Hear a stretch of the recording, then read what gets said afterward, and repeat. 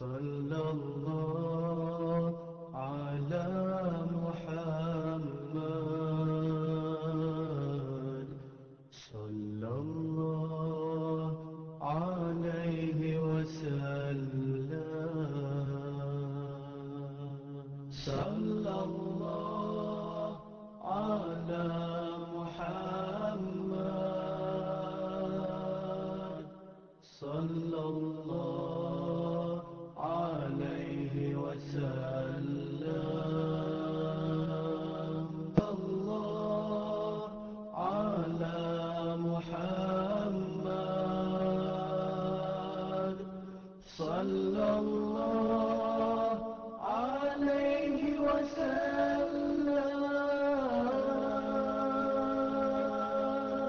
Bismillahirrahmanirrahim. Assalamualaikum warahmatullahi wabarakatuh. Nahmadullah subhanahu wa ta'ala wa nashkuruh wa nusalli wa nusallim ala habibina al-Mustafa Muhammadun wa aluh. Muslimin muslimat yang dirahmati Allah sekalian, kita masih dalam perbicaraan untuk menyambung tajuk keadilan dalam pemerintahan dan signifikan yang boleh dinikmati oleh rakyat apabila pemerintah melaksanakan tugas-tugasnya dengan adil dan saksama. Kita akhir dahulu di muka 31 kitab kita ni, di baris yang akhir sekali tu, menyambung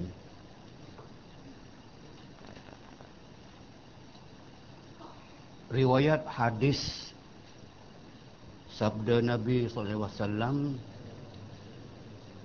barang siapa memerintahkan pekerjaan muslimin sesuatu, kemudian tiada diberi akan mereka itu nasihat, seperti ia nasihat kepada isi rumahnya, maka ia mensediakan tempatnya dalam neraka. Itu kewajipan pemerintah menasihati rakyat, membimbing rakyat, membawa rakyat agar mereka juga menjadi orang yang adil, menguruskan urusan mereka dengan adil, karena pemerintah adil. Tapi kalau pemerintah tidak adil, jadilah seperti ketam yang menyuruh anaknya jalan betul. Sebab itu pemerintah pun berkewajipan, bukan sahaja rakyat berkewajipan untuk menjaga, mengawal, menasihat, menunjuk ajar semua melakukan keadilan. Sebab kita lihat daripada Allah yang menjadi pemerintah agung, Rabbul Alamin, dia memerintah semua alam.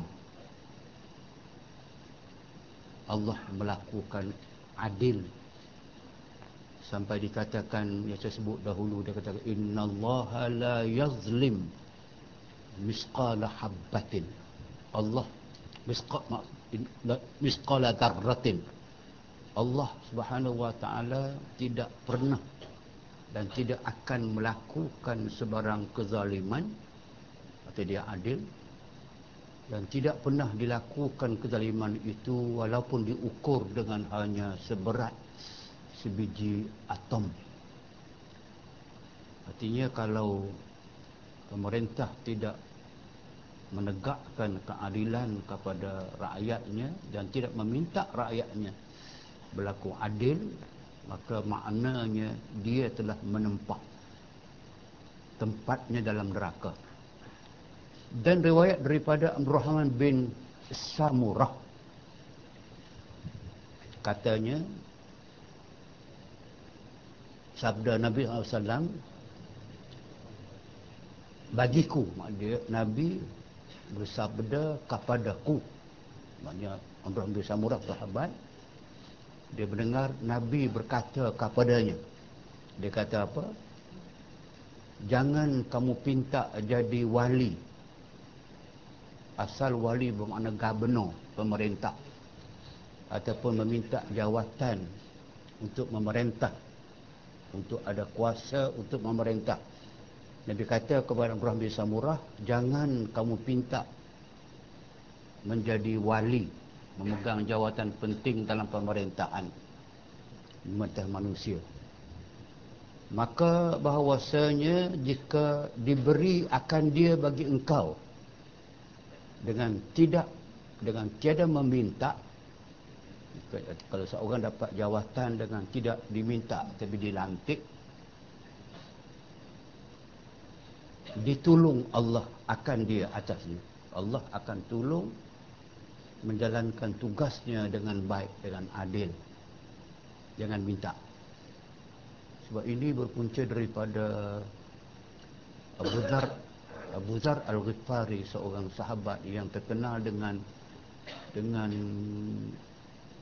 halusinya, dengan tasyaddudnya, dengan begitu berpegang sungguh dengan hukum yang dikatakan amat keras pendiriannya. Dia meminta jawatan wali, gubernur bagi satu tempat. Dia sahabat besar. Kekosongan jawatan berlaku dan dia minta menjadi calon pilihan raya.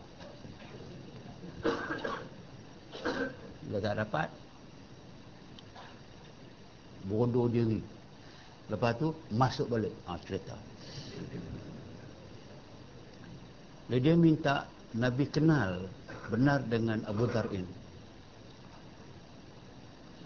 Nabi bersabda kepada dia, Ya Abu Dzar, innaha la amanah wa innaha yaumal qiyamah khizyun wa nadamah.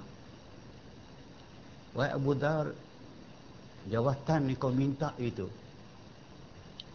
satu amanah besar.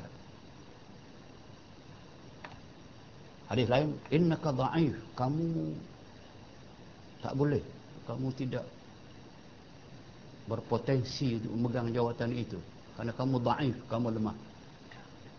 Kerana itu, wa innaha, jawatan itu kalau kamu dapat, kamu mati, dibangun di akhirat, khizyun, kamu akan mendapat kehinaan, wa nadamah, kamu menyesal pada ketika itu. Kenapalah aku minta, mengapalah aku pegang amanah. Sebab tu maka tidak boleh. Tapi bagi yang telah diamanahkan, dipercayai dia boleh, maka dia hendaklah melaksanakan amanah. Ini berlaku kepada Rahman bin Samurah. Nabi kata kepada dia, jangan pinta jadi pemerintah, jawatan penting pemerintah, minta manusia. Jika diberi akan dia dengan tiada diminta, maka Allah tolong akan di atasnya. Jika diberi akan dia dengan meminta, diserah dikau kepadanya. Maknanya Allah serahkan kerja itu kepada kamu dengan tidak ditolonginya. Kalau Allah tidak menolong, siapalah kita? Tambah untuk memerintah ramai orang dengan berbagai-bagai ragam, berbagai-bagai permintaan, memorandum bagai. Ada yang kroni, yang bukan kroni, yang ada anak dan ada menantu buat tu. Kalau tidak tegas betul, senang kan hadapi itu. Tapi bagi yang diamanahkan tanpa meminta, jadi macam Abu Bakar jadi khalifah, dia tak minta, dia tolak.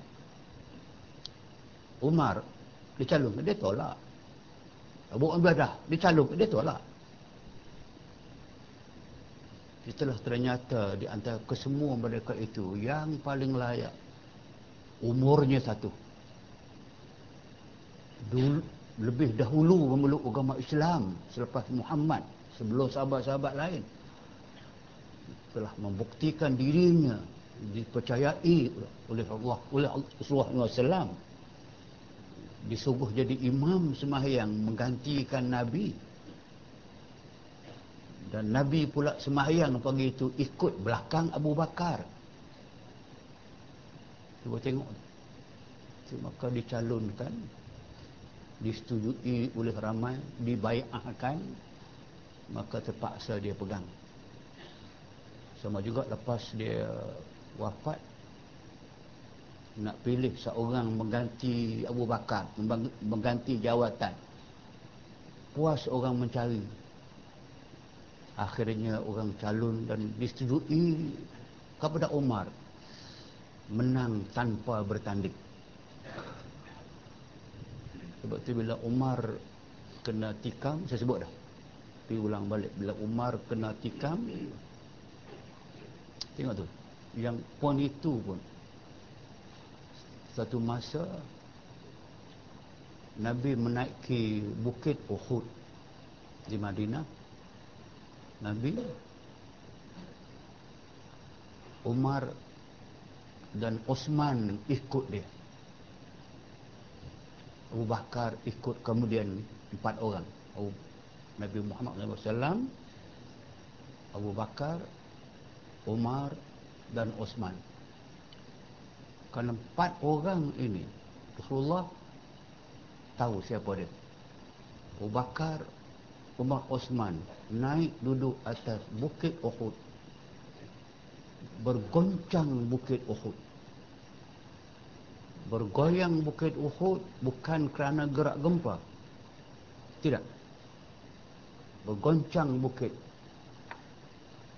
Dia letak kaki dia perlahan, dia kata, wahai bukit Uhud, diamlah kamu, di atas belakangmu ada seorang Nabi akhir zaman, seorang Siddiq, dan 2 orang syahidani. Seorang Nabi, seorang Siddiq, 2 orang yang akan mati syahid. Tengok, Nabi wafat, Abu Bakar wafat biasa, Umar mati ditikam dalam semayang, Osman diserang, dibunuh selepas semayang subuh sedang membaca Al-Quran. Yang itu pun sudah dapat kita lihatkan kecil mukjizat itu, tapi besar artinya. Maka sebab itu kalau tak diminta dan dibagi amanah, mesti tanggung dengan penuh rasa tanggungjawab. Adapun kelebihan adil, dalam adil, apa signifikan daripada adil, apa kelebihan pemerintah yang adil? Ketahui olehmu bahwasanya adil malik, adil raja, adil pemerintah, mewajibkan kita kasih akan dia. Dia sampai kepada hukum wajib kasih. Maknanya kalau tidak kasih berdosa. Kalau kasih dapat pahala sebab dia wajib. Itu signifikan wajib kasih akan dia. Dan zalimnya, kalau malik, kalau raja, pemerintah itu zalim, wajib kita bercerai-cerai. Maksudnya wajib kita menentang atau menegurnya ataupun tidak lagi taat kepadanya. Inilah yang ucapan asas, ucapan dasar yang dibuat spontan ketika Abu Bakar dilantik menjadi pemerintah, menjadi khalifah yang pertama. Selesai pelantikan, ucapan sulungnya, dia kata,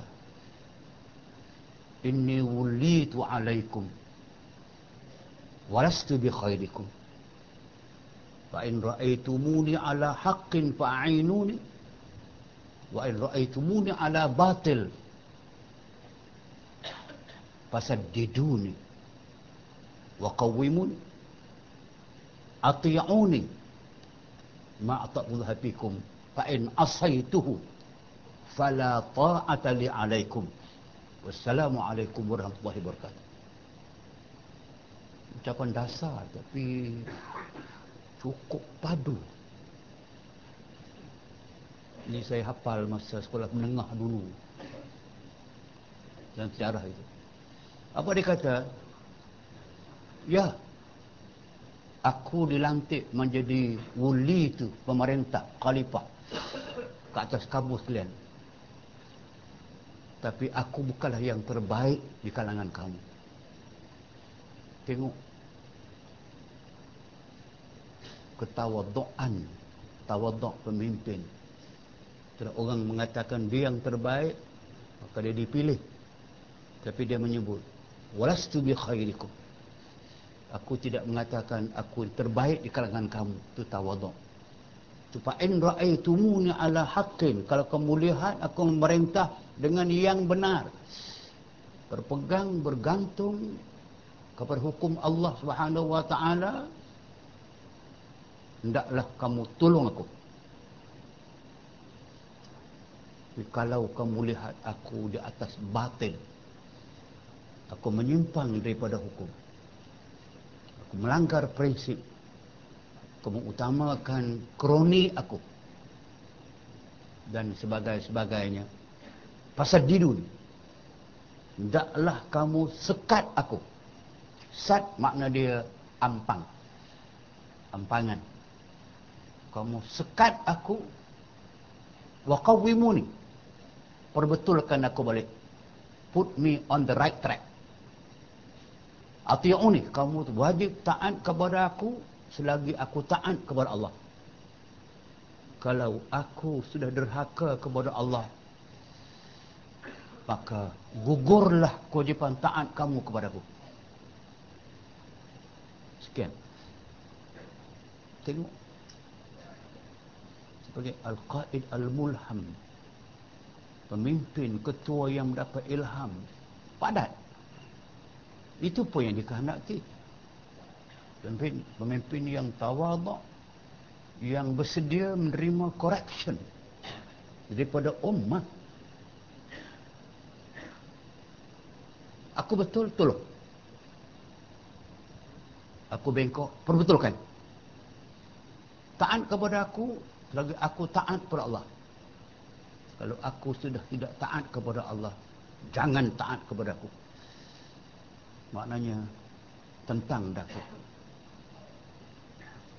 Itulah atas yang sama itu yang bila Umar naik menjadi pemerintah itu, digunakan perkataan ucapan dasar. Inna mathalal Arab kama qa'ilil jamal yaquduhu haitsu yasha. Wallahi inni la ahmilannakum 'ala at-tariq fa in ra'aytumuni 'ala haqqin fa'inuni, sampai akhir itu. Dia kata bandingan orang-orang Arab ni samalah seperti penggembala unta dengan untanya, membawa unta-untanya ikut kehendak dia sahaja. Unta ikut, tapi aku bukan penggembala unta, nak bawa kamu sesuka hatiku. Tapi la ahmilannakum 'ala tariq, aku akan bawa kamu semua atas jalan yang benar kepada Allah Subhanahu wa taala. Kalau kamu lihat aku betul, tolong. Kalau aku bengkok, perbetulkan aku. Seorang sahabat telah menghunus pedang dia, mengangkat pedang menunjuk kepada Umar. wahai Umar, kalau kamu bengkok, kami akan betulkan kamu dengan pedang kami ni.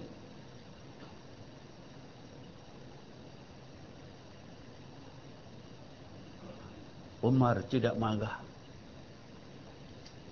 tidak memberi isyarat untuk masuk dalam LSA, tidak menyatakan biadab kamu dan sebagainya. Tapi apa dia kata? Ahmadullah subhanahu wa ta'ala an ja'ala fi ummati Muhammad rajulan yuqawwim Umar bisayfihi aw kama qala. Aku puji Allah subhanahu wa ta'ala yang telah mewujudkan, mengadakan di kalangan umat Muhammad ini orang yang sanggup membetulkan Umar dengan pedangnya. Syabas. Thank you very much. Itu yang menjadi catatan tinta emas sejarah.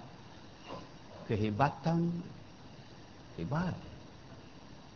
Dan kesungguhan pemerintah dalam konteks melaksanakan hukum Allah subhanahu wa ta'ala. Dekat setengah jam baru 4 baris baru.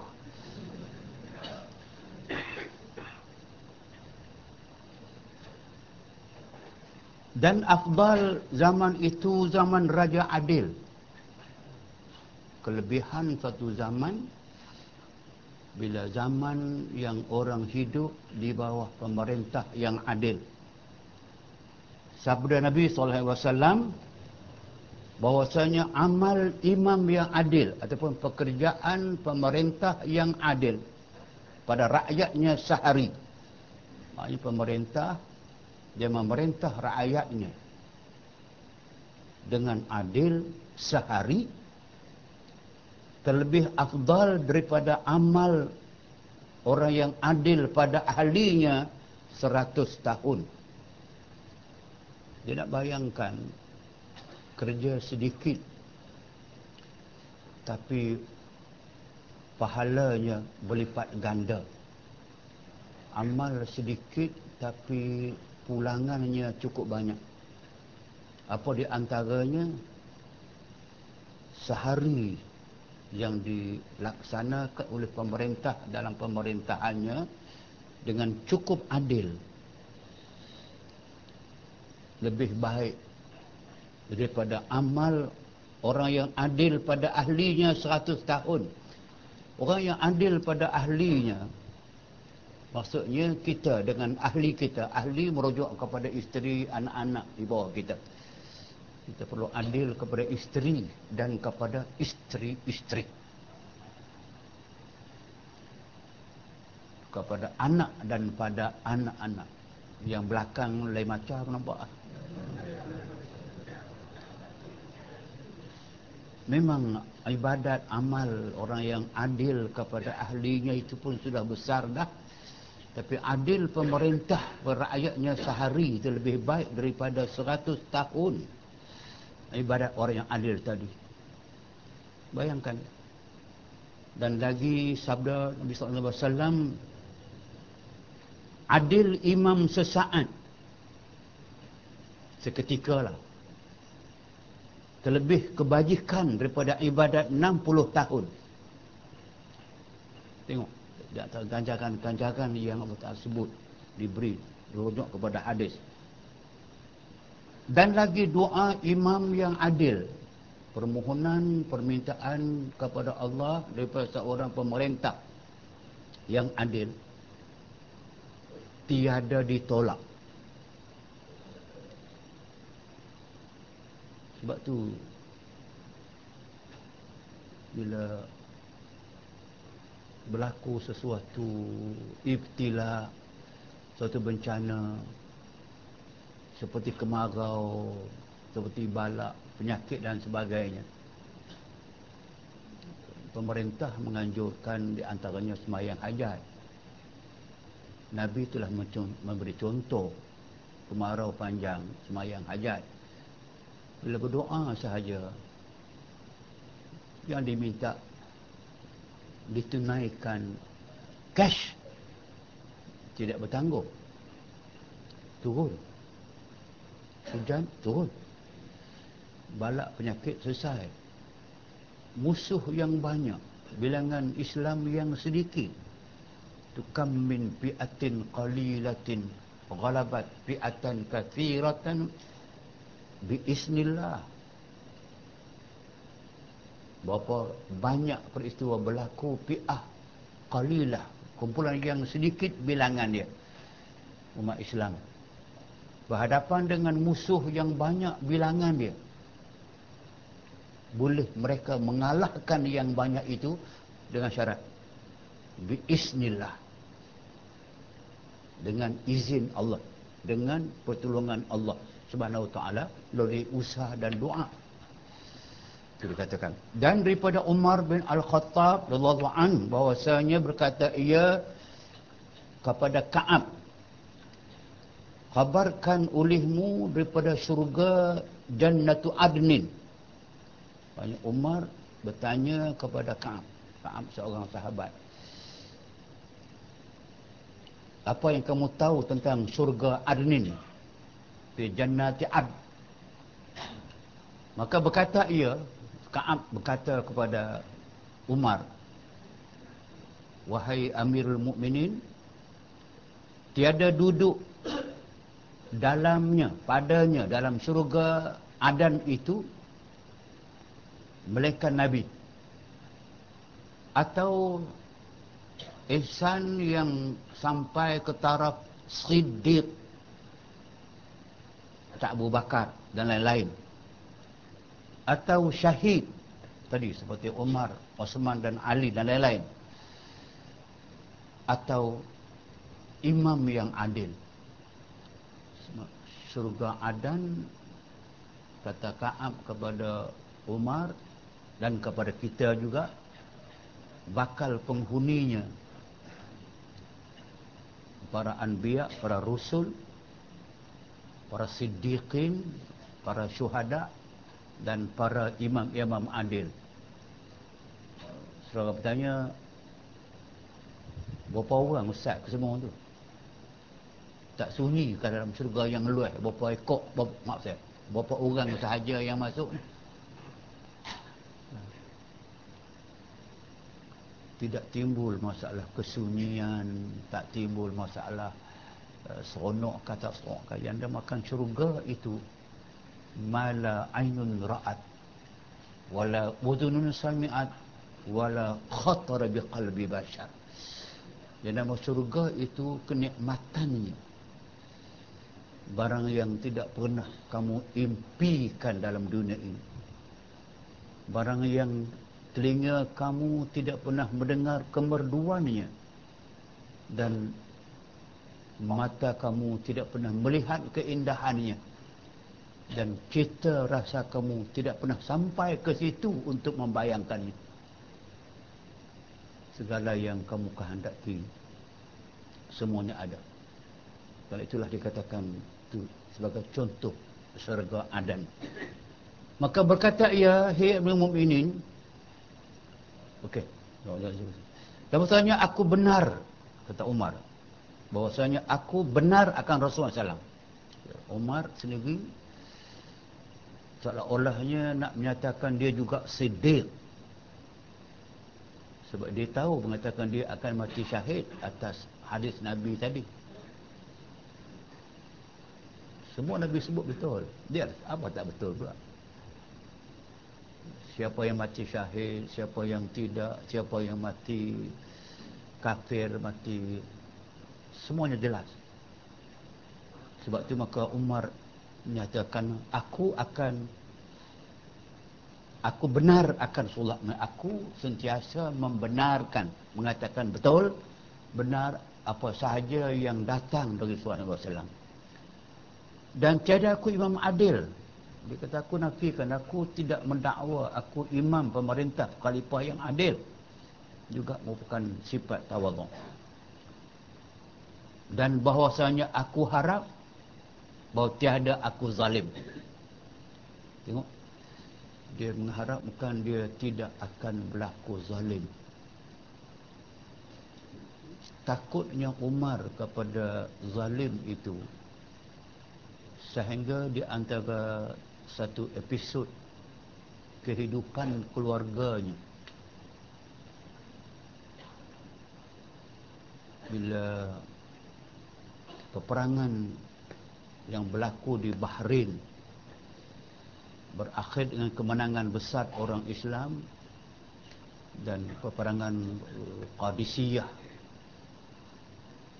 memungkinkan umat Islam telah mendapat harta benda dunia, ghanimah, kekayaan melalui peperangan yang banyak. Salah satu daripada episod itu, bila belunggu harta kekayaan, harta ghanimah zaman Umar telah menyebut ucapan pendek sebelum membahagikan subsidi. Ini ke subsidi lah ni. Tapi ini bukan. Ini diberikan, dipanggilkan dengan ghanimah yang wajib dibahagikan kepada orang yang terlibat. Dia kata apa? Wallahi la uqsimanna hadhil ghanimah bainakum bil adli atau bit tasawi atau kama qala. Demi Allah, aku akan bahagikan harta kekayaan ni di antara kita dengan adil. Semua dapat. Baju seorang sehelai.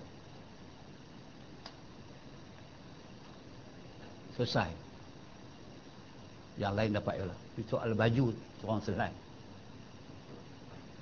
Besoknya Umar dalam menghadapi rakyatnya, hendak memberikan suatu arahan kepada rakyat, semua berkumpul. Umar bangun berpidato pendek. Ayuhal muslimun, isma'u wa ati'u. Wahai muslimin, dengar dan taat kepadaku.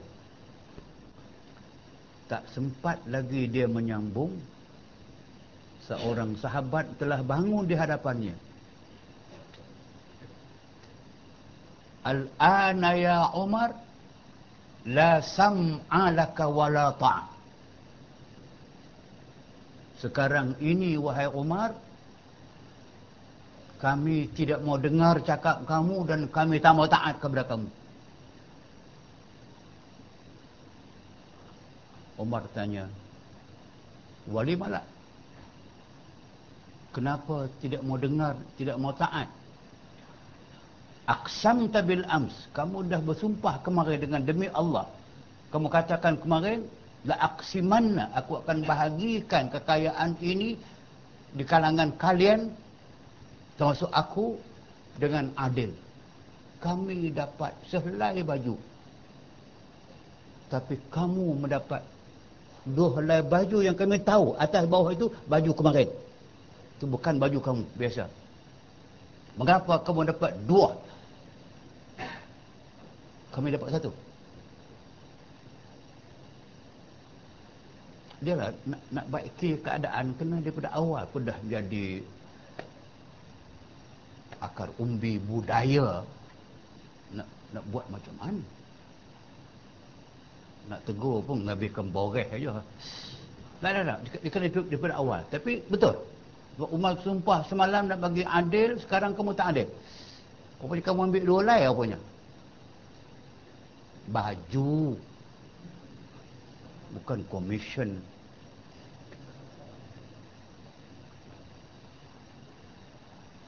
Umar kata, hal fikum Abdullah ibn Umar? Ada tak di kalangan kamu seorang bernama Abdullah bin Umar? Orang dia di belakang. Dia kata, Abdullah, hang tolong aku hari ni. Mampu aku. Tolong jelaskan kepada orang ni, mengatakan kenapa aku dapat dua helai. Abdullah datang mengatakan bahawa bapakku semalam dapat selai baju yang pendek. Ditarik ke atas, ternampak ke bawah. Tarik ke bawah, nampak ke atas. Aku kesian kepadanya. Yang atas itu baju dia yang dapat semalam. Yang bawah itu baju aku. Aku berikan hadiah kepada bapa aku yang dapat baju pendek. Dia dapat selai, aku dapat selai. Aku beri kepadanya. Aina rajul? Mana dia orang tadi? Macam mana sekarang? Al-an lakas sam wa ta'a. Selut sekali. Tu tambah tu selut tu.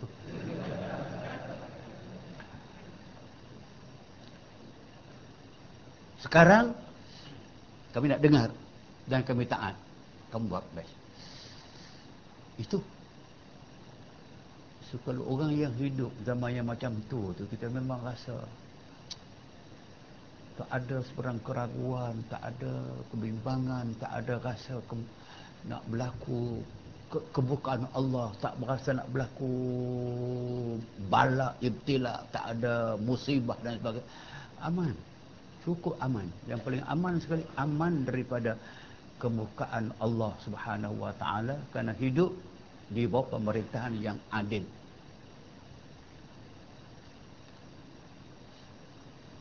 Kata Umar, tiada aku nabi. Aku bukan nabi. Dan sebenarnya aku benar, aku sallallahu alaihi wasallam. Tiada aku imam adil, bahwasanya aku harap bahawa tiada aku zalim. Adapun syahid, maka di mana bagiku dengan dia? Jadi dia nak mengatakan bahawa makam syahid itu tinggi. Manalah aku? Meskipun dia tahu Nabi telah sebut, tapi dia mengatakan tawad, siapalah saya ni? Itu. Kata Hasan, dia tak beri bin apa, besar kemungkinan Hasan Al-Basri yang dirujuk selalu pendapat dia. Maka jadikan dia Allah. Allah jadikan dia siddiq dan syahid yang menghukum dengan adil. Min ha ka mim itu, kalau pening nak baca jadi muhkam. Tak. Ulang balik. Maka Allah jadikan Umar siddiq, dia memang seorang yang benar, dia seorang syahid. Jelas tadi daripada hadis Nabi, walaupun dia belum menghukum dengan adil. Dia menghukum dengan adil.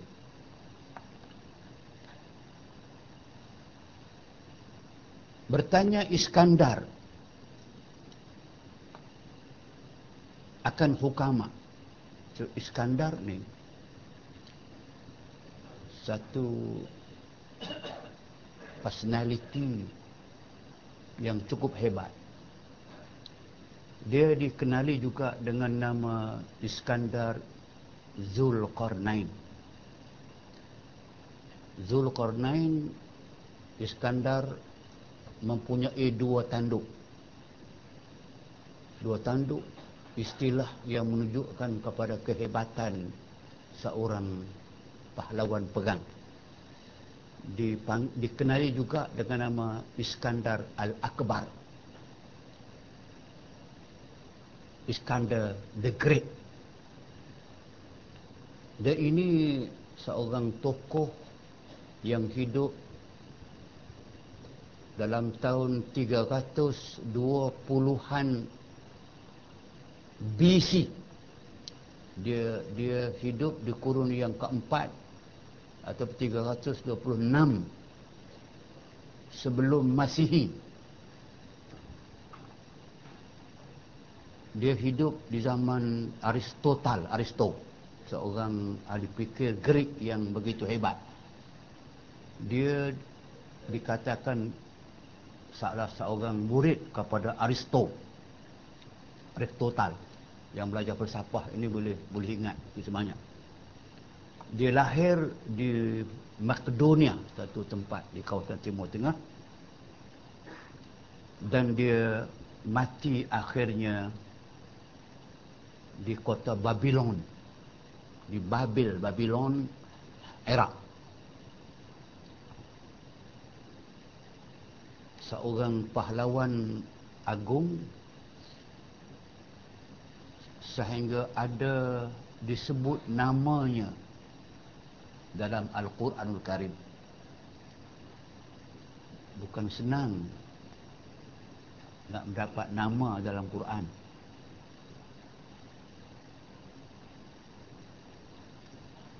terlalu baik baru dapat, atau terlalu jahat pun dapat. Di antaranya tabbat yada abi lahabin wa tab. Ada nama dia, Abu Lahab ada. Dalam Quran Allah Ta'ala sebut Zulkarnain ini dalam Suratul Kahfi. Kita ingat, wa yas'alunaka an dzil qarnain qul sa'atlu alaikum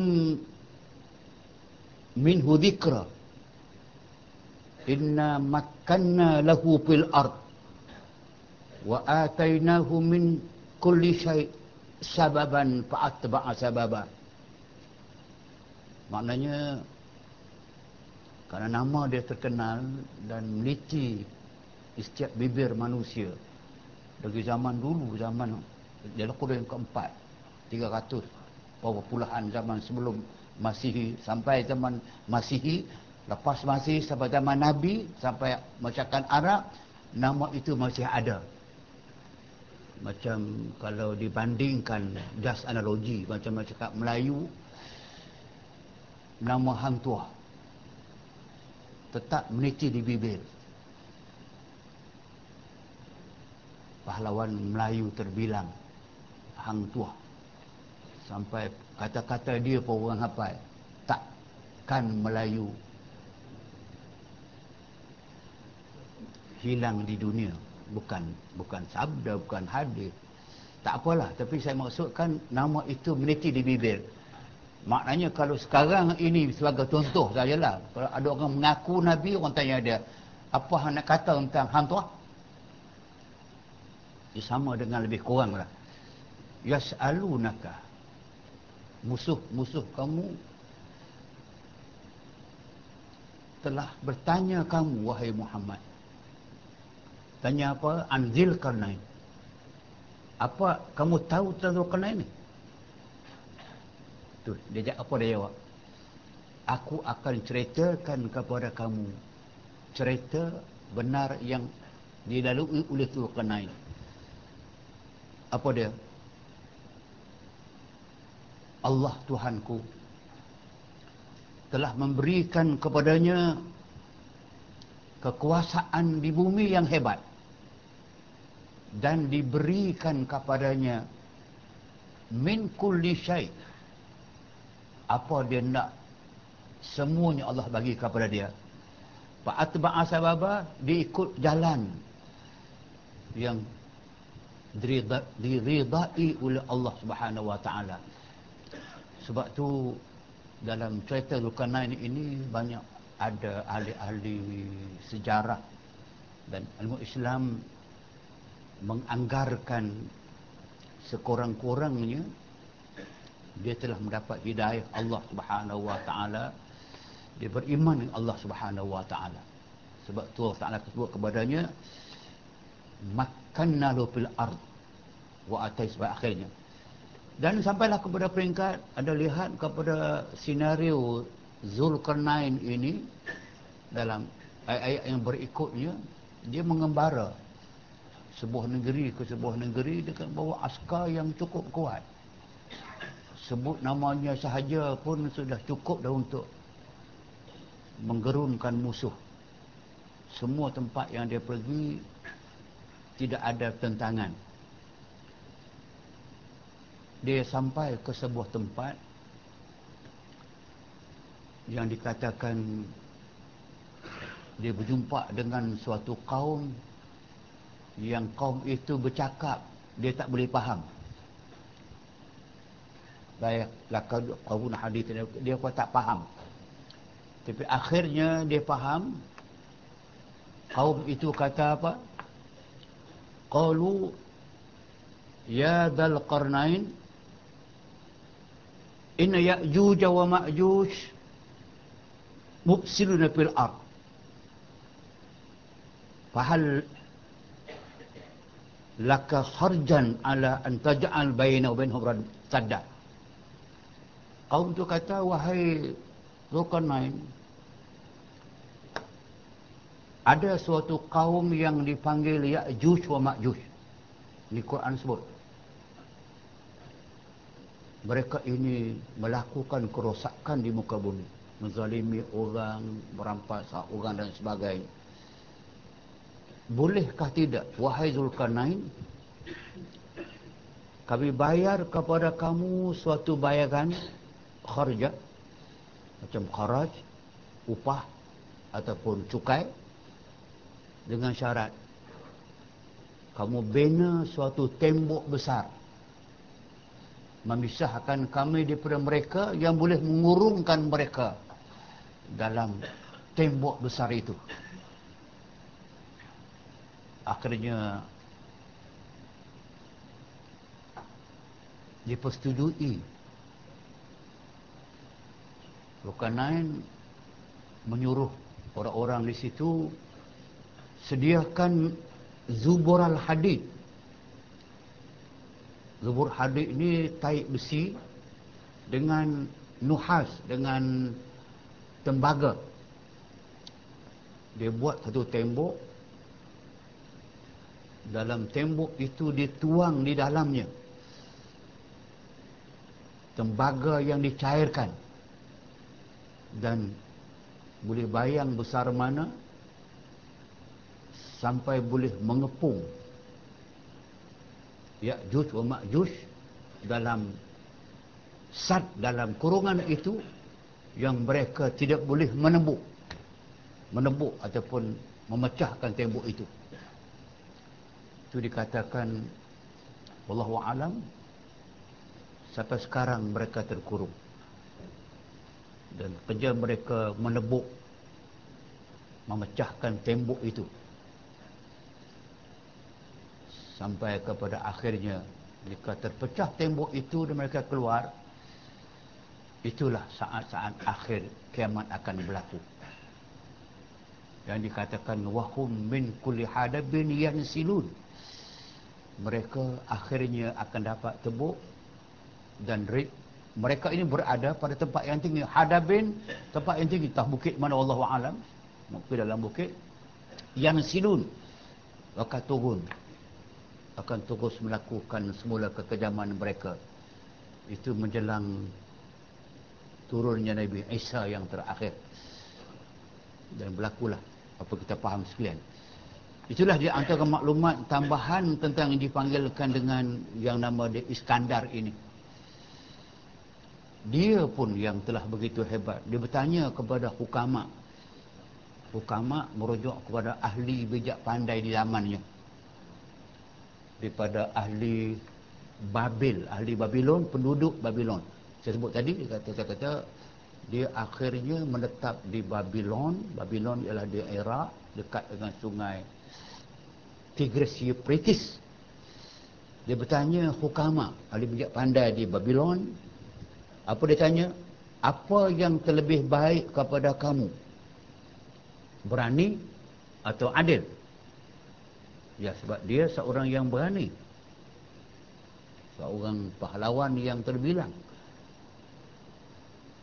Tapi dia sebut apa yang lebih baik, lebih berfaedah kepada kalian.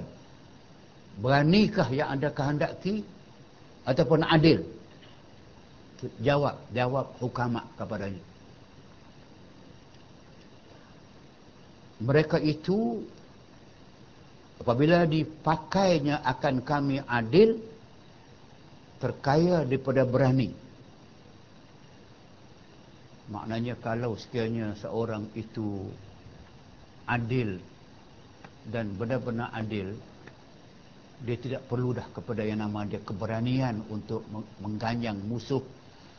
Keberanian yang dalam maksud berani berperang apa semua tu terkaya dah, tak perlu dah. Makna dia adil lebih baik daripada berani. Kalau berani tapi zalim, lagi teruk. Tapi kalau adil, terkandung dalamnya berani, terkandung dalamnya segala kebaikan. Telah memberi sorat setengah daripada Ain Milam itu bacaan dia amil, bukan amal. Telah memberi sorat setengah daripada amil. Amil makna pegawai. Pegawai Umar bin Abdul Aziz. Ini satu nama besar yang nama Umar bin Abdul Aziz, salah seorang daripada khalifah Bani Umayyah yang amat terkenal dengan zuhud dia, dengan adilnya. Setelah pemerintah sebelum dia, daripada Muawiyah kepada Yazid bin Muawiyah, kepada semua sampai kepada dia, orang ramai nampak ketidakadilan mereka. Bila sampai dia, memang dia amat berlaku adil. So adil dia, zuhud dia, zuhud, kekuatan dia beribadat kepada Allah Subhanahu Wa Taala, sehingga disebut para sejarawan ilmuwan Islam, dia itu adalah khamisu khulafa'ir rasyidin. Abdul Aziz adalah khalifah Islam yang kelima. Abu Bakar, Umar, Osman, Ali dan Umar bin Abdul Aziz dilangkau, tak dibilang sebagai khalifah Rashidah, Khulafa Rasyidin, pemerintahan Kerajaan Umayyah sebelum daripada Umar bin Aziz. Siapa dia Umar ni?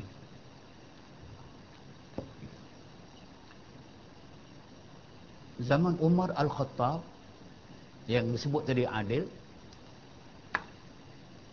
dalam zaman pemerintahannya, pemerintahan Umar Al-Khattab awal, flashback sikit, dia punya adil kepada masyarakat dia, dan takut tidak adil berlaku, dia sendiri pada malam-malam hari suka memeriksa, turun ke padang bahasa hari ni. Pemerintah khalifah turun padang malam hari.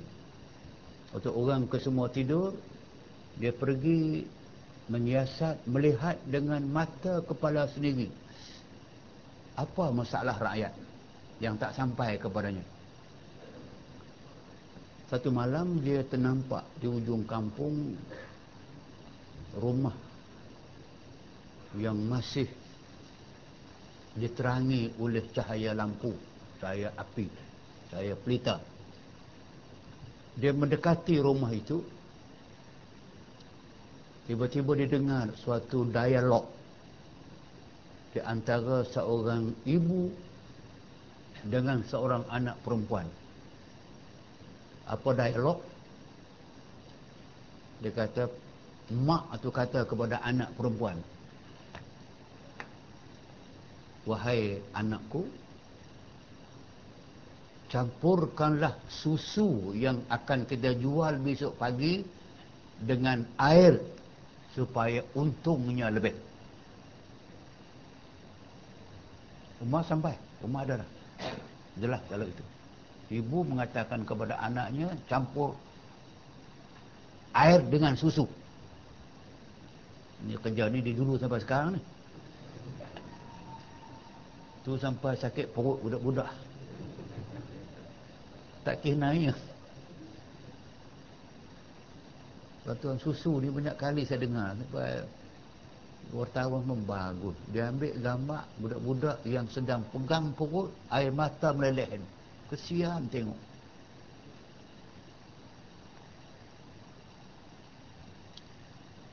Umar Al-Khattab mendengar senario tadi, ibu suruh anak campur susu dengan air untuk untung lebih. Anak itu jawab, ibu, Umar telah mengeluarkan arahan, jangan sekali-kali mencampurkan susu dengan air. Sesiapa yang aku dapati berbuat demikian, akan aku hukum seberat-beratnya, kerana itu suatu penipuan. Mak tu jawab, Umar sedang tidur lena, kamu campurlah, tak siapa tahu. Anak tu jawab, wahai ibu,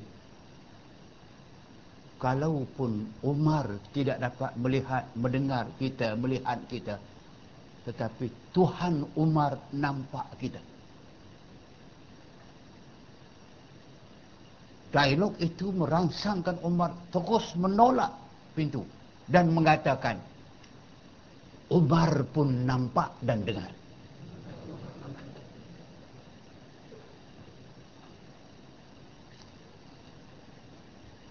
Esok dia panggil dua-dua orang. Dia kata, kalau bukan kerana aku kenangkan bahawa perut kamulah yang telah mengandung anak yang sebaik ini, yang takut kepada Allah, dan kamu tidak takut kepada Allah, aku akan hukum kamu. Dan aku bagi amaran, jangan buat demikian. Allah nampak. Dia balik ke rumah dia. Dia kata, kalaulah aku ada anak laki-laki yang sebaya dengan anak perempuan tadi, pasti aku pinang si anak itu untuk dikahwinkan dengan anak khalifah. Kerana jiwanya, imannya, akhlaknya kental. Rupanya cita-cita Umar itu Allah makbul. Salah seorang daripada anaknya kemudian telah berkahwin dengan perempuan ini, dan lahir anak. Anak itulah namanya Umar bin Abdul Aziz. Sampai ke situ tercapai. Dan dia seorang khalifah yang cukup hebat, cukup adil. Telah memberi surat setengah daripada pegawai Umar bin Aziz mengadu kepadanya, mengadu kepadanya, kepada Umar bin Aziz, daripada binasa negeri. Mana pegawai mengadu bahawa negeri kita banyak berlaku kerosakan, mafasid, kerosakan, binasa negeri. Memohon akan dia harta supaya dibaiki akan dia. Rosak negeri bukan kerana musibah puting beliau, musibah hujan lebat, runtuh rumah dan sebagainya. Maka pegawai dia minta daripada Umar bin Aziz peruntukan. Tak biasalah ni.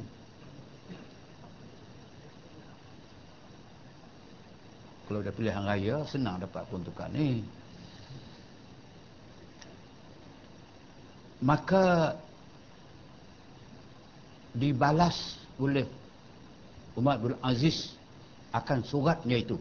Itu tadi seorang pegawai hantar surat kepada dia, minta peruntukan untuk memperbaiki negeri yang telah rosak. Umar bin Aziz jawab suratnya. Apa isi surat dia? Adapun surat kamu telah aku faham. Surat kepada pegawai. Surat pegawai kepada dia.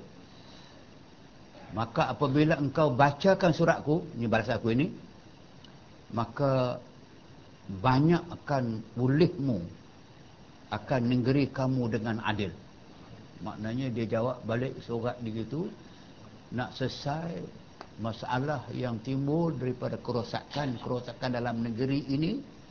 Dia tak bagi duit, dia tak bagi peruntukan, tapi dia kata perbaiki keadilan, perbanyakkan, banyak lagi melakukan kerja-kerja yang menunjukkan kita adil, Islam adil, dan engkau bersihkan dia daripada segala zalim. Tengok, dia pergi kepada timbulnya masalah kerosakan, mafasid dalam negeri ini. Tak kira sama ada kerosakan ekonominya, kerosakan harta bendanya, jatuhan saham dan sebagainya, dikaitkan dengan masalah adil dan zalim. pegawai yang minta peruntukan, dia kata perbaiki keadilan dan benteras kezaliman. Maka bahawasanya ialah memperbaiki negeri kamu.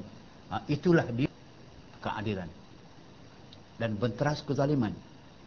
Maka bahawasanya ialah memperbaiki negeri kamu. Itulah dia yang boleh memperbaiki negeri kamu. Maknanya kalau dia bagi duit, tak mahu kalau duit tu, kalau bagi 1 juta yang sampai sebenarnya 100,000, yang lain tersap ke mana? Problematiko. Masalah. Bagi duit, buat negeri, tapi dalam keadaan membina negeri, dalam keadaan kemurkaan Allah kerana kezaliman, kerana tidak adil, akan rosak pula. Buat rumah yang kuat, dia rosakkan tanaman. Baik tanaman pula, mati binatang. Baik ke sini pula, datang penyakit yang tidak disebut, yang tidak dikenali orang sebelum daripada kamu. Itulah, saya kata, kepahaman orang-orang yang tinggi kepekaannya kepada masalah ummah, masalah yang nama dia bala bencana itu, dia balik sangat kepada itu. Adil dan jangan zalim. Dan engkau bersihkan dia segala zalim. Maka bahawasanya ialah membaiki ni kamu, wassalam. Itu dah jawapan dia, orang kata wassalam.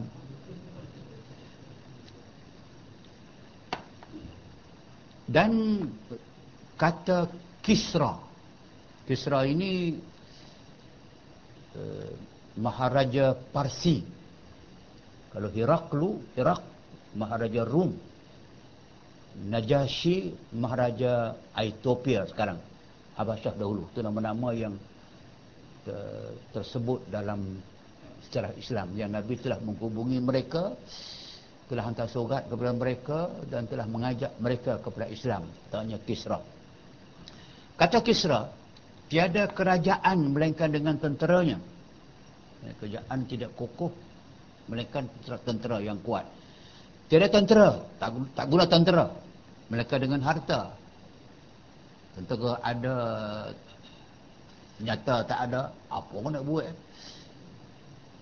Senjata ada, tak canggih, pun sama juga. Dan tiada harta, melainkan dengan negeri. Ada harta, mesti ada negara yang memerintah, yang berkuasa. Tiada negeri melainkan dengan rakyat. Tiada rakyat, yakni yang memeliharakan mereka dengan adil. Dia juga gitu. Itu Kisra. Penting sangat. Pemuncaknya adalah adil. Lebih-lebih lagi dalam zaman yang hampir yang nama adil sebenar itu dah hilang. Kita hidup dalam zaman yang sebenar bernama adil itu dalam banyak hal. Anda tahu sendirilah dan saya tahulah. TST lah, sama tahulah. Berlaku kezaliman sampai kepada yang tak patut berlaku pun berlaku. Kenaikan pangkat,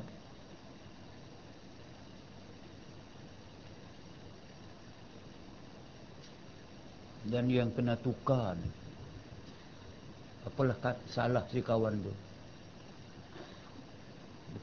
Bukan orang lain, anak suami kepada anak saudara saya dan adik saya. Hampir tiap-tiap tahun kena tukar. Pasal apa? Sebab bendin tu.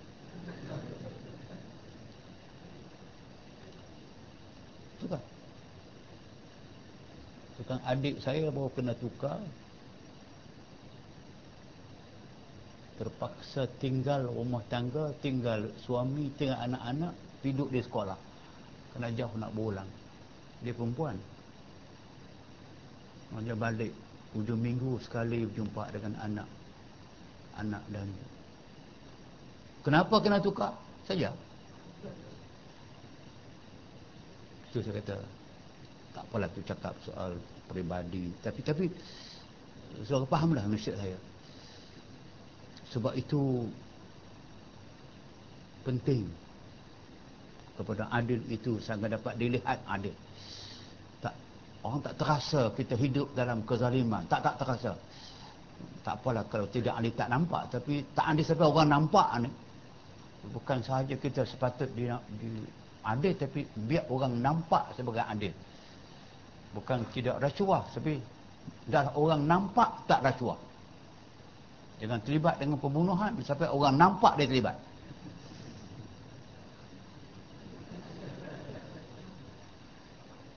Ya, tak boleh. Dan kata Shuraih Ibn Ubaid, seorang sufi, seorang ulama, seorang faqih. Apa dia kata? Tiada ada pada Bani Israel seorang raja, seorang pun raja, melainkan ada sertanya seorang lelaki yang satu bicaranya yang halim. Maksudnya, kata Shuraih, tiap-tiap orang raja yang memerintah Bani Israel, melainkan ada bersamanya seorang lelaki yang digelar ataupun yang terkenal dengan nama Halim, yang santun, sopan santun, yang kerjanya menegur dan memperbaiki raja Bani Israel. Apa kerja dia? Apa itu dilihatnya raja itu marah. Orang tadi itu dia penasihat kepada raja Bani Israel. Jika dia lihat raja itu, pemerintah itu marah, sebagai contoh, disurat pada kertas, dia tulis pada kertas mesej ataupun SMS, dan tiap-tiap kertas itu dia tulis, katanya, saya baca terjemahan, dia tulis kepada raja yang marah tadi itu, marah saja baru, belum lagi adil ni, belum lagi zalim, marah saja orang ni akan tulis kepada dia itu, kasihan ulihmu akan orang muslimin dan takuti ulihmu akan mati, dan ingatkan ulihmu akan akhirat hingga hilang marah. Maknanya dia marah pun dia bagi nasihat yang cukup lembut, tapi mesej yang boleh kita fikir. Bila orang tak sempat berfikirlah, menyebabkan kemarahan tadi ditunggangi oleh syaitan yang akhirnya mengundang padak hingga hilang marah. Yakni diberikan segala suratannya itu satu kemudian satu hingga hilang marahnya. Dinasihatkan melalui SMS tu, surat ringkas tu, SMS lah, short message system. Itu kerja yang baik. Kalau tidak ditegur, diperingatkan kepada pemerintah ni, dia lalai. Hatta marah pun kenapa tak boleh marah. Dan adalah setengah daripada raja yang dahulu, serta menyuruh ia, menyorat ia pada 3 kertas. Ni raja sendiri buat. Tadi penasihat yang buat. Ini dia nak ceritakan bahawa raja sendiri buat. Dia buat apa? Dia tulis kertas, tulis surat. Dia berkata kepada wazirnya, kepada menterinya, kepada pembantunya yang sekiranya, apabila engkau lihat akan daku marah, wahai menteri, kalau kamu lihat, kamu terjumpa aku sedang marah, maka beri ulihmu kepada aku 1 keping kertas. Ni yang aku tulis ni. Aku tulis sendiri, aku beri kepadamu. Aku pesan kalau aku marah, bagi 1. Kalau marah aku tak hilang, beri lagi 1 yang lain. Maka adalah dalam kertas yang pertama yang ditulis untuk bagi itu, dia tulis situ bahawa engkau, itu makna yang ditulis, engkau tiada Tuhan. Maksud dia, engkau bukan Tuhan. Kalau engkau tiada Tuhan, Tu seronok baca buku-buku lama ni. Dia mencabar minda. Dia mencabar. Apa benda engkau tiada Tuhan? Adakah engkau tidak mengatakan ada Tuhan? No. Engkau bukan Tuhan. Sogat tu dia kata kat diri dia. Tapi bagi orang bagi. Biar macam orang tu kata. Bila dia marah saja, baca sogat. So, dia tulis tapi dia baca. Aku bukan Tuhan. Engkau bukan Tuhan. Bahawasanya engkau lagi akan mati. Ingat kepada mati. Dan kembali kepada tanah. Maka memakan setengah kamu akan setengahnya. Manusia makan manusia. Ataupun tanah akan memakan manusia. Itu surat yang pertama yang dihujurkan. Hujur kepada dia.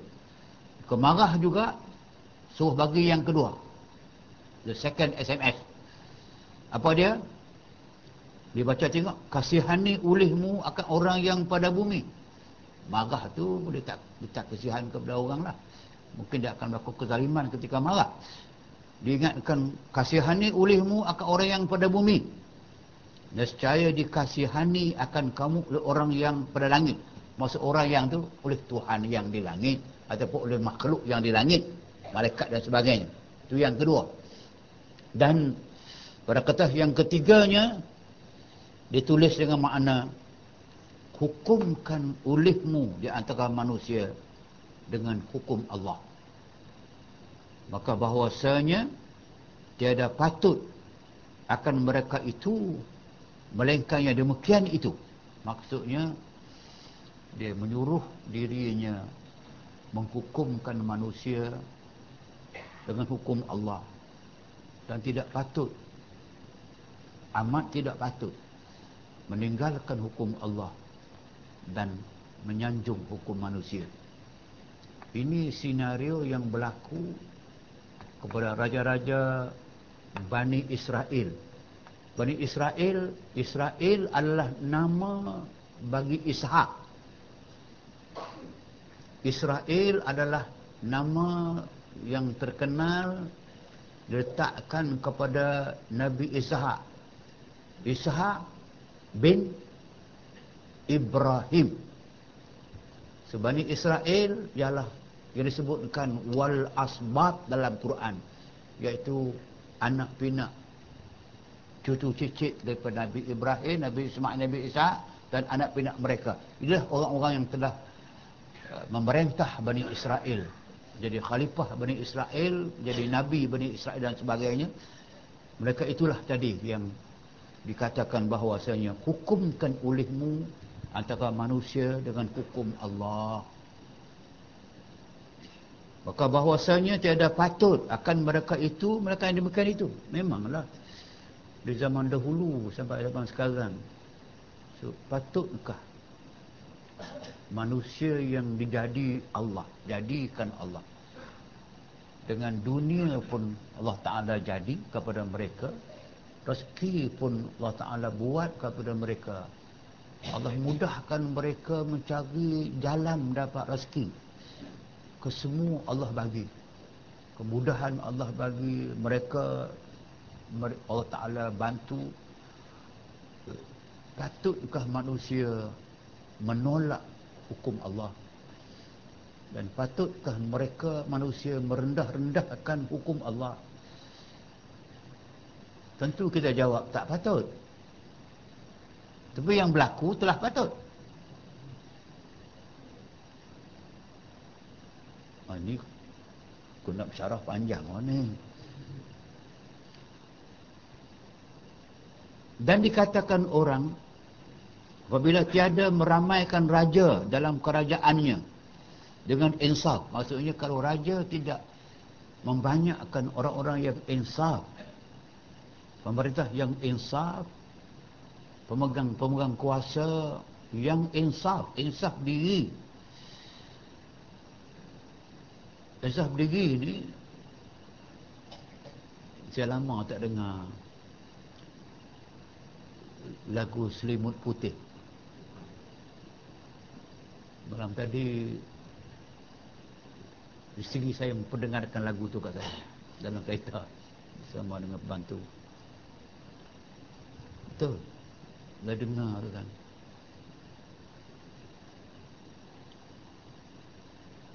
Sedarlah diri, tahu diuntung sebelum keranda diusung.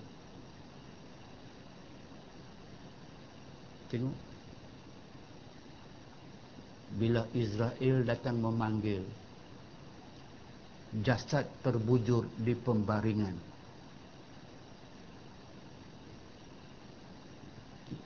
Kata-kata yang seperti itu, janganlah engkau disanjung-sanjung dengan digelar manusia agung. Saya jarang hafal.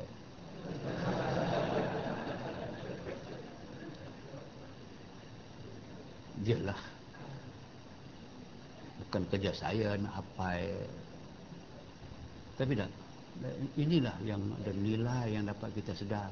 Inilah, kalau insaf begitu,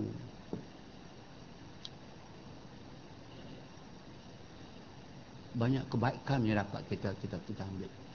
Saya kata poin tadi itu, poin bilakah yang boleh kita nak menyedarkan orang, khas orang Islam, orang Melayu Islam, bahawa selama ini rata-rata kita menerima status quo yang ada, yang rata-ratanya tidak mengarahkan insan kepada mengagungkan Allah Subhanahu wa taala dan mengagungkan agama Allah dan hukum-hukum Allah. Pada kita baca tu, wa man ahsanu qawlan mimman da'a ila Allah wa amila salihan wa qala innani minal muslimin. Siapakah lagi yang lebih baik kata-katanya, seruannya daripada orang yang mengajak kita kepada Allah, di samping beramal dengan amal saleh dan mereka menyerah diri kepada Allah. Apa hukmul jahiliyati yabghun wa man ahsan minallahi hukman liqaumin yuqinun. Cuba renung tengok. Apakah insan lebih gemar kepada hukum jahiliyah? Maksudnya hukum ciptaan manusia.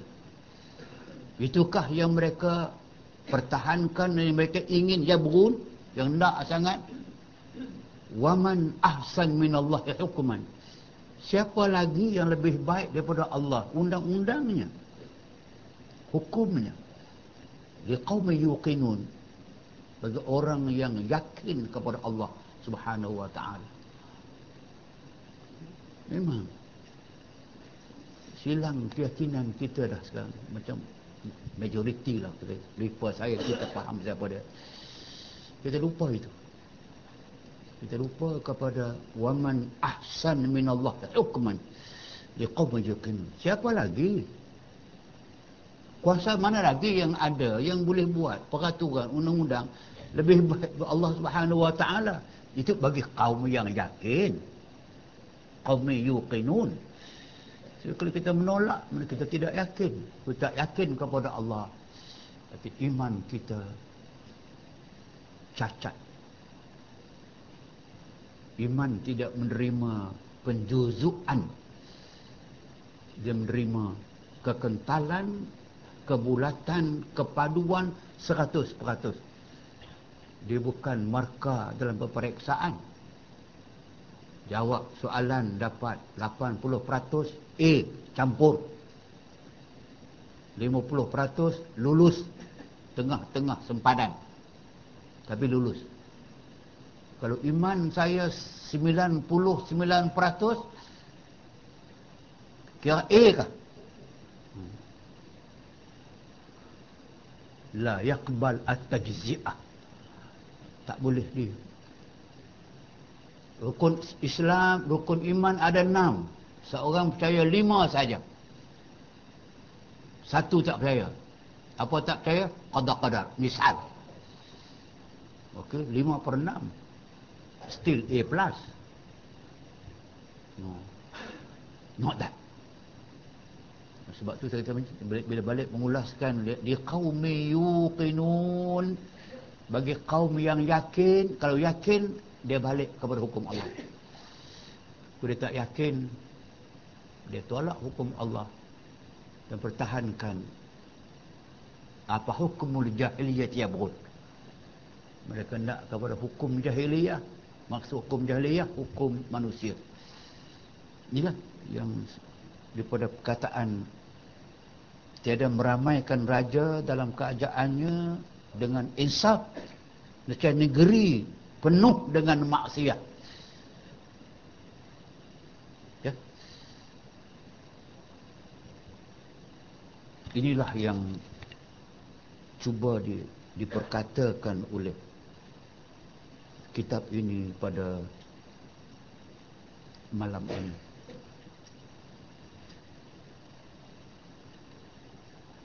Jadi saya duk lihat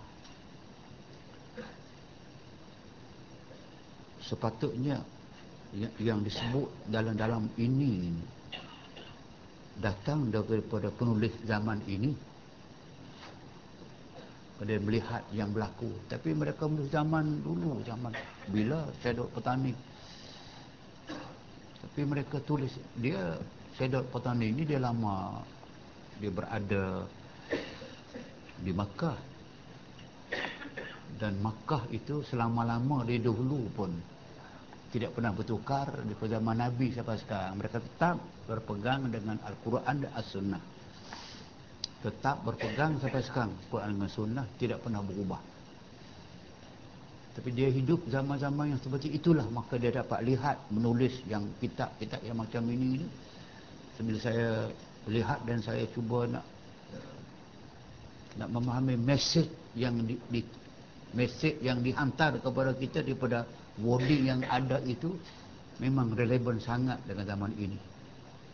Maka saya rasa mesej itu perlulah kita hayati bersama dengan tujuan mendapat kebaikan dari Allah Subhanahu Wa Taala.